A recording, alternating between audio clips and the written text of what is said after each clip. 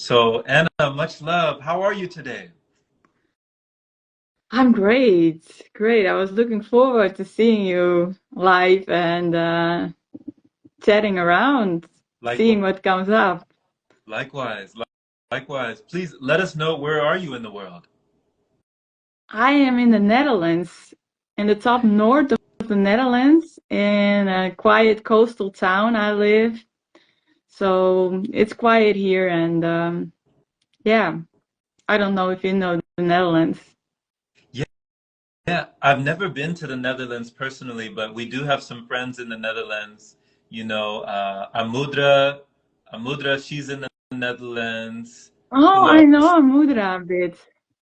So you do know I've her. seen an Okay. interview of her. Yeah, yeah. I remember talking with her and her previous partner. She had a partner and they were doing a lot of things together, like some pranic retreats, different things. Brahman Minor. Yeah. Do you remember him? Okay. Not So much. that was her previous partner, Amudra, and a gentleman named Brahman Minor. He still goes around teaching, but they both do different things now. But for a while they were together teaching together. So that's awesome. So you're in the Netherlands. Wow. Wow. We're on two different parts of the world. So I'd love to learn I have more about you. Anna, if someone was meeting you for the very first time and they didn't really know a whole lot about you, like, how would you describe yourself? Ooh, yeah. Ah, uh, I'm an enthusiast. Like that's my main key thing. I'm always up and looking for joy, fun, and connection. I think Joy, fun, that and go ahead. connection is like main key. When I meet people, I'm like, hey, what is this person about and what do they like and what can I learn from them? And then I get mostly pretty joyous and happy because of exchanging travel experiences, uh, the interest that you have in common, especially when it's fasting and traveling or nutritious foods. Then then I'm all about chatting. For sure, for sure. And So what I did yeah, hear, what I caught there. Go I'm ahead, go traveling a ahead. lot, so I'm traveling a lot. I'm into music. I'm into dancing. I'm a versatile person, and I'm out in nature a lot. I grew up in a farm, on a farm land with many cows and horses. So I really love spending time in nature, and that's also where my fasting started. That I was like, hey, outdoors I get so much more nutrition compared to inside, and I'm supposed to be free, dartling like a cow in a meadow. It's it's something personal that I wanna show out to people, that you know people have to be free in their natural space. And um, everybody likes different types of nature. But I think once we are in our happy place, we can own our own powers. And that's very basic. And I'm really glad that I learned that at a young age. So, um, yeah, I think once I continue this fasting journey, it's so cool to really explore, like, how much time will I spend in the water? Will I continue cold water swimming? And, like, can I extend my lifestyle to an outdoor place? And yeah, all of these topics, I think, combined when you focus on fasting. You get so much more aware that society has put us in houses and that that there are houses and cities and that people started to settle. But I think that's not how we humans are supposed to live. We are supposed to really move ourselves and not stick to one place. So it is a bit nice to have a roof over your head. So I like that. And I'm living in a pretty small apartment, actually, which is a bit square. But that's not my plan forever. So I think we all humans, we're supposed to move. We're supposed to move like our body in exercise, but we're supposed to travel to one place or another a couple of times as much as we can. I travel a couple of times a year, but I think we should move so much more. And yeah, today I was reflecting on that as I was going to the beach side and I take a bath and then I was walking at the beach barefoot and I was like, oh yeah, the beach is electromagnetic. I'm so glad, for the sand. And as today I was fasting, I was like, like this sand, thank goodness for your power and thank goodness for the sea air and for those nutritions that I was able to take a bus to the beach. So I think that's every time that makes me aware of how important it is to move to the happy place, to find the nutritions and to move towards it, to be moving there and to be close to nature and to God, because I'm a believer. I don't know about you if you're a believer, but yeah. Are you? So I was raised in the church. I definitely was raised Christian. Both of my parents, we spent a lot of time in church. These days I don't. I still do believe, in a higher power. It's different than the way that I was when I was really young. It's a different type of Mm-hmm. relationship that I have today. So that's amazing, Anna. What you're talking about when you're talking about the joy, the fulfillment, the meaningfulness, and the purposefulness. I got bits and pieces, so I hope that people are able to hear you clearly right now. And just maybe if somebody can just type down in the comments if you can hear both of us clearly. I got bits and pieces of you. You were saying that you were on the farm and that you started fasting or you learned about fasting while on the farm. Is that correct? Well, it took me a little bit longer. So actually, I started fasting on a travel in Mexico. Okay. Okay. So Mexico. Accidentally, yeah, in Mexico on a hostel at the seaside, and I overate like a couple of days of Argentine steak.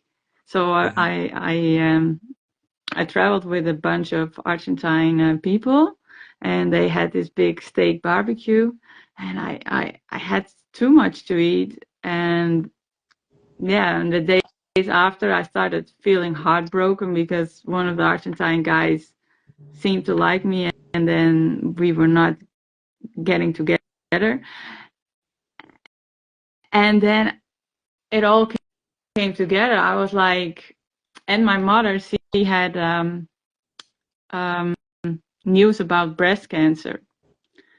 And as my mother was having surgery and all those things, I just felt so much pain in my right breast.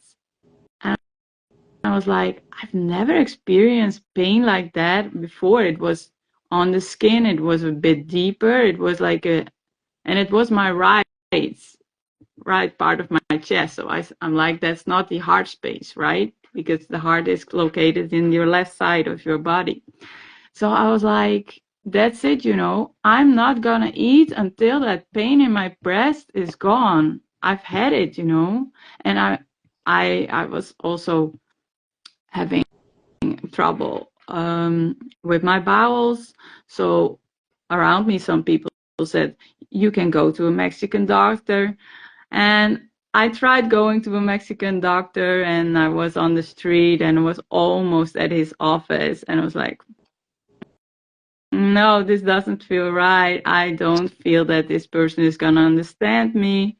I'm gonna figure this out on my own. So I went back to the hostel, went to lie down on the bed, and there were a couple of other guests, and the doors were open, doors that went right to the sea terrace. So the window, from the window, there was all the sea air coming towards me as I was in the room, as I was lying on the bed, and I was like, let me just lie on the bed. I will see when I drink something, but I'm not gonna eat anything until that pain is gone. And my mother, I was not having a good relationship with her, but yeah, she's my mother, and I knew that she was in a lot of pain, and I knew that this breast cancer is something emotional, and that's what I read about before, and I followed a bit of what's her name, Louise Hay. Louise Hay is a big spiritual teacher, right? When she was alive, and I knew that she solved cancer. She solved cancer in her feminine organs because she was she was abused sexually, and that story just I kept on remembering it. Once she healed the emotional pain of the abuse, the cancer went away, and she had a cancer as big as a football inside of her, and it totally disappeared once she connected to her emotions. And Louise Hay does a lot more because he has practices of using affirmations, and still I think it's what our cells wants. Our cells, they clock together, right? And the opposite happens when we are happy. When we are happy, our cells go bouncing, bouncing, bouncing, bouncing, and they are healthy. So I was like, I'm not gonna put up with any fear of cancer. I'm not gonna consult a doctor. I'm not gonna tell about all my problems because it will only get me down. And I was like, once I stop eating, my body needs to restore that pain. My body is strong, and for some reason I wasn't all aware of it. I made that firm decision. I'm not gonna eat until the pain goes away, and that took me about, let's see, 5 days before it was totally disappeared. And before, yeah, I was during those days I was fine. I felt a lot of peace by saying no, like no more food. I've had enough. My organs are like overly used. They were very tired.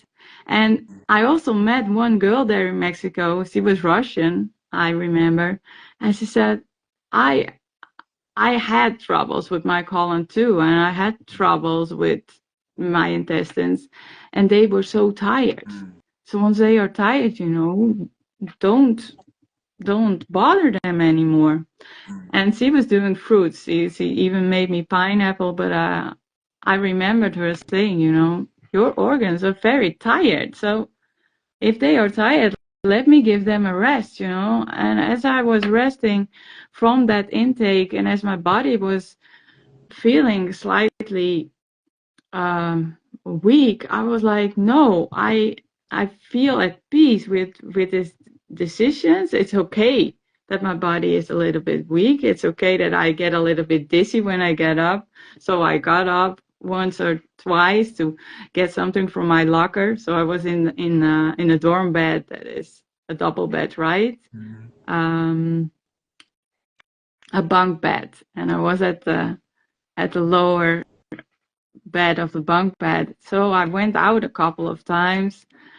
I talked to my opposite Canadian neighbor, which was an older lady who was very, very kind to me. And I was like, I'm safe here, I can stay on the bed. I can walk a little bit. I can go to the toilet. Nothing happens. And my body is is resting finally, you know. My body can recuperate from all that Argentine steak.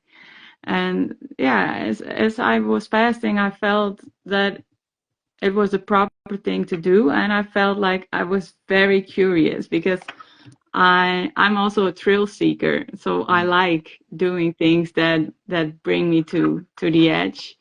And I just wanted to see, you know, what my body could do, and if the body is that capable of healing, like Louise Hay has told me.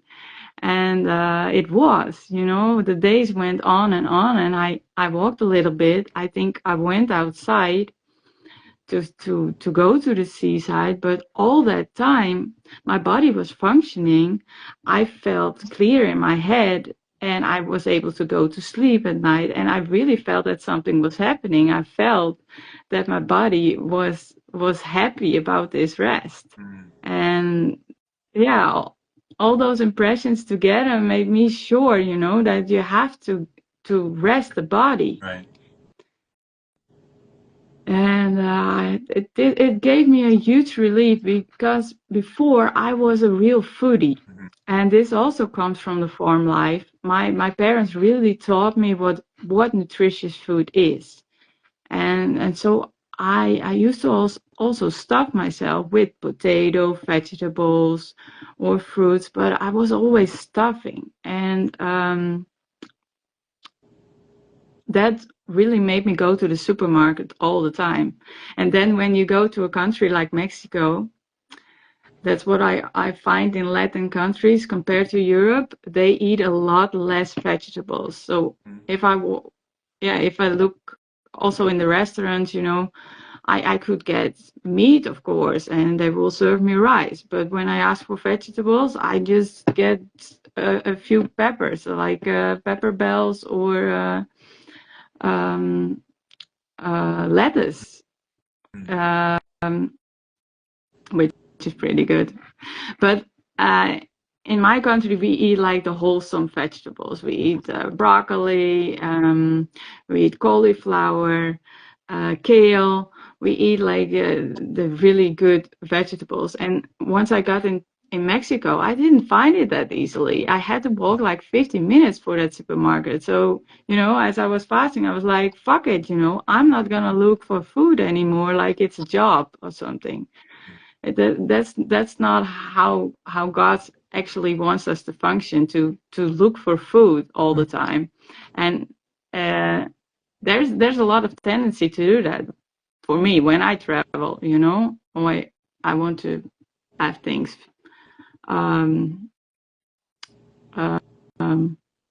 want to have my things together, and then I tend to focus on it a lot. And once I do that, I don't know about you, but when I focus on food, I forget to enjoy myself. I forget that I need to go out dancing. I forget, you know, that I want to find a job there too. Then, you know, I tend to really focus a lot on food once I look for it. And once I don't, you know, I become free. My mind becomes clear. So this is something that I think is amazing about fasting, you know. It gives you that much freedom. It gives me so much freedom. There's like an opposite of freedom and slavery. And I don't want to make fun of anyone, but when I observe people in the supermarket, that's something I do, because lately I was studying psychology. And I started to observe people in the supermarket, especially people who have a cart and then they go for groceries for several days. And sometimes they have a family and sometimes they don't, but they stuff so many things in their supermarket cart. And then I'm like, this is a habit of yours and you're going to spread this out over a few days, but what are you doing? Because those people, they take a lot of time. They have to take a whole tour through the whole supermarket, because most people take all the sections. And then afterwards they need to go to the register and they loaded everything on, and then I'm there, and nowadays I only buy 4 items, so I have a little bit more control about what I really need, and I only need 4 items actually. I live by myself, and I do 2 meals when I eat, and 4 items, it's enough if it's food. Non-food could be the 5th item. But then I'm in the line, and I watch all those groceries goes by of those people, and I'm like, it's not necessary, I want to help you. If you only knew that you can do several days without food, your whole life would change. Your whole life will change because, less is more. You will get back your energy, and then you can focus on your mission. As a believer, I believe that God has a plan with each of us, and to have a job that you really, really like, that's what lights people up. That's how people shine. That's how people are energized. And people shouldn't be going like this, oh, let's look at my list. What do I have to buy? Oh, it's so awful in the supermarket. Oh, I'm here again. And I'm like, no, that's not how you're supposed to live, You're supposed to be happy doing your grocery quickly and then move on with your life. And it's such a different type of energy that I'm like, I want those people to know about fasting. I want them to know that there are little habits possible, and that you will not die when you stop eating. You certainly will not die. Right. Really, you don't. And yeah, that's really what I want to bring across. So, and this week I am doing the last preparations of my fasting guide, and Nice. this guide is for beginners. This is a quick one. It's only 10 pages and it has exercises. So it's a guide with a course included. And I made it concise because I don't like making things difficult. That's oftentimes when I talk to people about fasting, people think it's so difficult and that it should be so precise, that actually it's about the small steps. And a small step to me, it's skipping breakfast. We call that intermittent fasting, but that's how you start. You start with little pieces because you need to find confidence, and you need an overall confidence for a holistic view on fasting. So fasting is not only not eating, fasting is getting your nutrition from nature. So if you're already a movable person, if you like doing sports, fasting really is doable for you. You can do it if you spend time outside, if you know how to eat healthy, and if you have the courage to skip your breakfast in the first part. Because once you skip breakfast, it's like how many? 16 hours. It's only 16 hours. If you stop eating at 6 o'clock, at 6 o'clock evening, right? And you go to bed. You wake up the next day. It's 6 a.m. You already completed 12 hours. If you then wait with your breakfast until 10 a.m., it's 16 hours. But that little wait, it's a lot, You will find power in getting up without the food and getting up by doing what you love. Right. So I want to ask everyone, in my course, do what you love in the morning. Take a breath outside. If you like meditating, go do it. If you want a little bit of sports, you can do it too. You can go running on an empty stomach. You can do a bike ride on an empty stomach. You really can. And my parents told me otherwise, but I'm so proud that I challenged my body, because I'm pretty thin, you know, and this has always been my thing. I was afraid of burning too many calories. I was afraid of getting too thin. Mm-hmm.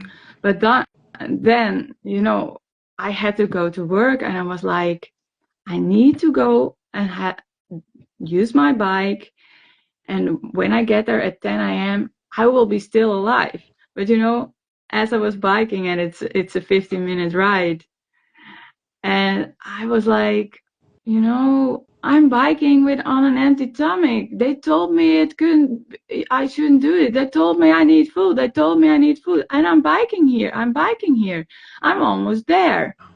It feels so weird. It feels so weird. Mm-hmm. But I kept biking and kept on biking and arrived there around 9:30. And I was like, I was supposed to eat, but really it's not necessary. I'm still there. I'm cool. And this is what I found out with exercise, you know. Once the body gets pumping and moving, there is energy really coming to the body. So energy comes to the body once I move, Right. and it doesn't go away from the body. And this is a whole different mindset, you know. A lot of people think like when we use our body, we're losing energy, but we're not. We're gaining energy when we move. We're gaining energy. Mm-hmm. And this energy, yeah, it adds up. It feeds me. Right. And also one time, this is a cool story. I was biking in Paris, and I didn't have time to eat that day, and I already did a great, well, I did a fast, so I knew I could do it, Mm-hmm. the fasting, and I had to bike up a mountain. So as I was in that city, you know, I had intended to eat at some point that day because I was going to take a train to the south of France. And some stupid things happened because I was having a rental bike there, but for some reason it didn't get locked. And then I needed a new bike for the rest of the trip. And then my other bike got stolen. The one that I rented got stolen. And then I got to call with the agency, like, how are we going to solve this? Because I don't want any fees. And they said, oh, you have to go to the police station. And the French are pretty correct in that. And I was like, but I had to have to catch my train today. And already paid the ticket. It's a high speed train. So I did try to go to the police station. I got there, talked to some people, and they said, you go catch your train. You won't make it if you don't go. I went biking a bit faster. And then I needed to bike some more. And then there was this hill, and the hill got steep. I passed the crossing. I had to go up the hill even more. And I was like, I didn't eat today. I feel my nervous system. I'm wrecking myself. I didn't eat today. I want to catch my train. And it was evening, there were lights, and it was like, I'm gonna keep going. I haven't eaten today. I'm just gonna trust that my body can do it, you know. So I biked and I biked, and I finally got at the train station, and I catch the train, and I was like, I was so happy. And this was a high-speed train, right? So I was seated and I was like, whoa, I've never been on a train that goes this speedy. Because I was looking at the screen, and then it was going up to 300 km. I don't know how much that is in miles, but it was 300 km. I was like, I wasn't sure. I didn't know a train could go that speedy. So I was so thrilled, and I felt this new excitement of going to the south of France for the first time. So I was like, okay, I haven't eaten yet. There's a restaurant on this train, but actually I don't feel like eating anymore. I'm so energized because I was on the bike and everything went well. And, you know, I catched my sketchbook and I started just sketching. And so I passed that train ride. And once I got at the station, I was even more happy, you know. I was for the first time in this new city, and it's called Bordeaux, and they have this great Bordeaux wines. They have a river, and I got outside and I saw this beautiful river bridge, and it was so big. In the Netherlands, all bridges are pretty small because the Netherlands it's a compact country. But this was a bridges with 5 arches on it, and all the lights were out. And then I was like, and it was around Christmas time, I'm gonna bike to my hostel, you know, because I was in a train. I don't feel like busing. And I knew, yeah, I haven't eaten all day. But I was like, no, I can perfectly do a bike ride now, or bike ride. I feel fine all day. So I took another bike, and it was 1 hour for me to go alongside the river, and I saw more lights and more bridges, and pressed another bridge, and I was like taking it slow because there were all lanterns in the street because of Christmas or some festivity. And you know, the joy kept on pumping, and I was like, you know, the more I move and the more I feel happy, you know, the less I need food. It's so compounding. And then I got at the hostel, and I was so happy. I parked the bike, and the hostel was beautiful, and I was like, yeah, the day is done. I won't eat, you know. I'm there. I'm fine, but I'm not gonna eat. I'm gonna sit this out until the next day. You know, if my body gets stronger and stronger, um, I'm not gonna put on the brakes and bother it with food anymore. Oh my gosh. Yeah, Oh so my God. that's like so opposite for the mindset of I was brought up in, you know, because at the Yeah. farm, Same here. my parents always said, eh, yeah, okay, that's cool.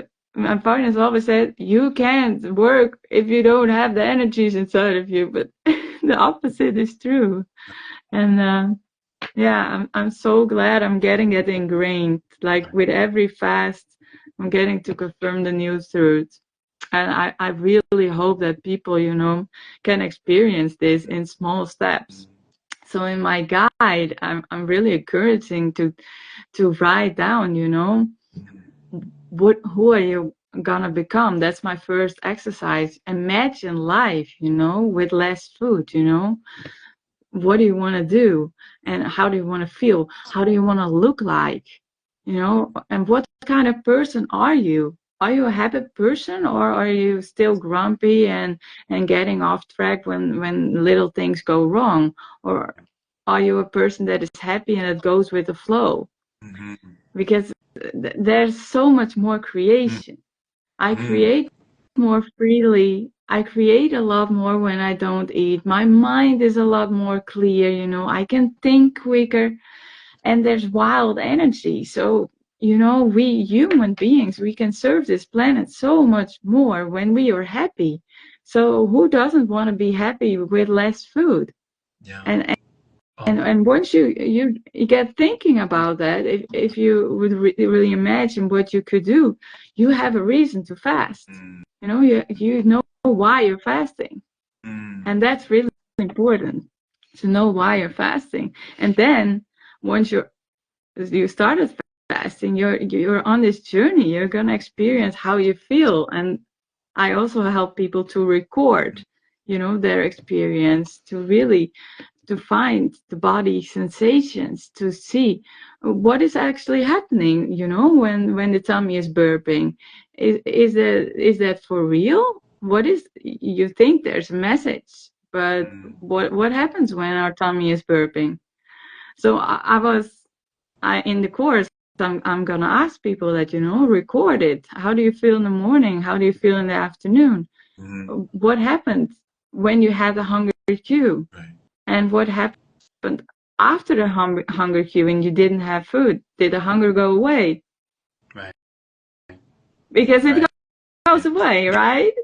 These are the With questions. me, you know, it's like a wave, you know. Yeah, you are hungry and you feel this sensation. There could be a little bit of pain in your tummy, but it solves. Everything moves. Everything's temporary. And also a little bit of tummy pain. Yes, it's a reaction. It's a reaction of your intestines. They want to communicate to you, but it doesn't mean that your intestines um, uh, uh, uh, point to having food. It's a programmed reaction. To me, that's programming. You know, muscles have muscle memory.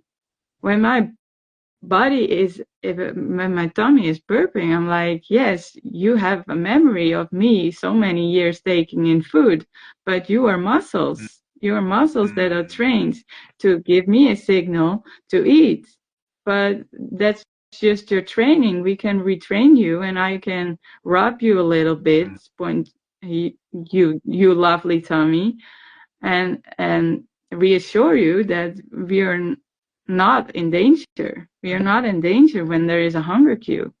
right, So, so right. once you It's get over those cues, once you get to deal with that, like, hey, my body has programming, and before that, I was attaching a thought. I was thinking that really meant I really needed to eat, but mm, that's not true.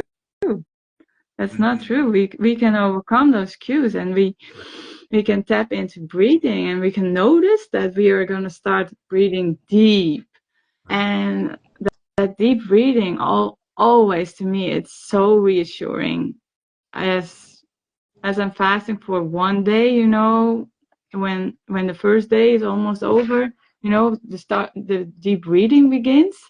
And then I'm Mm, like, yes, this is where I want to go, this is the peace that makes me the powerful woman that I am. mm, I think we're supposed to breathe deep all the time, right? That's mm, how our organs are relaxing.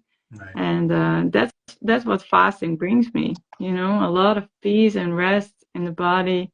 And I want everybody to experience that slowly in your own journey. But it is your own journey. So I'm just developing this small course. I'm saying what is the basics, Mm, how for how long you can fast. You can choose your duration, but then you have to record it. You have to do your homework. You have to record what are the sensations, how did I cope with them, and how did I feel the next mm, day. you mm, know how did I cope with a body feeling weak? Did I do light exercise? Did I get some air? Did I go to sea? Did I take sunshine? right. It's so basic what you need when you're fasting. Yeah. It's outdoor Yes. time. It's exercise. It's sunshine. But once you take that and it works, you're free. You're going to be free, and you're going to be so, so joyous. I love it. I love it, Anna. I love your enthusiasm. I love your passion, Just this whole time I've been listening to you, and I mean your name, it says it all, like joy. Joy is there. It's just fulfillment is there, this meaningfulness is there, the purposefulness is there, the vibrancy is there, the vitality is there, the victory over the victimhood is there, like just all the way back from when you were talking about, battling with breast cancer and battling with, so many things. Like you're not just a survivor, like you're a thriver, you're thriving, you know? And just to see you arriving at True.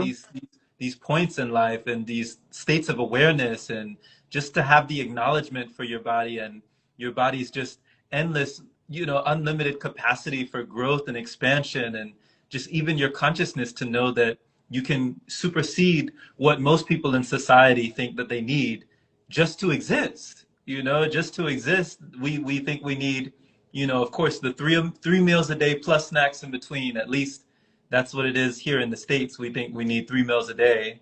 And I love how you're advocating for, taking those baby steps, seeing what you can do, do a little bit more, and then you can do a little bit more. And then, if you've Hmm. never intermittent fasted, Hmm. from like you said, 6 p.m., and you don't have to eat right at 6 a.m. You can stretch it, stretch it to Yeah. that 16-hour Just mark go. to 10 a.m. and just, keep pushing the limitations in the imagination, to really have that recalibration sensation in the body of, well, what are these sensations in the body? Does it mean that, my stomach gurgling, these hunger cues, these hunger pangs that we have to address in the moment, do we have to address in the moment, or could we sit on that?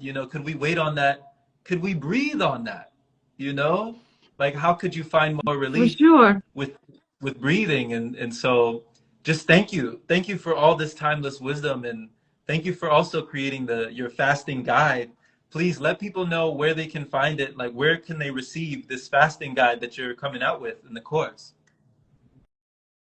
Yeah, it's coming out April 10th, so you can DM me early. DM me early on my Instagram, and I will send you a link. I will send you a link for early access. Beautiful, beautiful. So on April 10th, my mini course Fasting for Joy comes out. Fasting for Joy. It's a simple guide. It's only 5 steps to get you to started fasting, and again, in baby steps. It's doable for everybody, but it gives you just the tools and the exercises to deal with those first anxious steps. So DM me early and you will get a link. Beautiful, beautiful. And Oh my one God. last thing, can I Yeah. can I mention one last thing? Like, joy really is an emotional state, and that's what you are gonna find out when you fast. Joy is not a feeling. It's really an emotional state that you can tap into. You can make the choice to be joyous, and that's what you will train by fasting. And joy is really one of the highest emotional states there are. There is this emotional scale that David Hawkins made. You can look that up. David Hawkins is a very, very famous psychiatrist who studied vibrations. He calls them calibrations.